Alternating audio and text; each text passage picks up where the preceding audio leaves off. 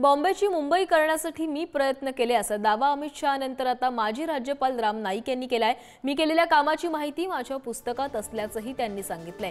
दरम्यान बॉम्बेचं मुंबई नामांतरण करण्यासाठी मी 1889 सालापासून आग्रही होतो असंही राम नाईक यांनी सांगितलंय।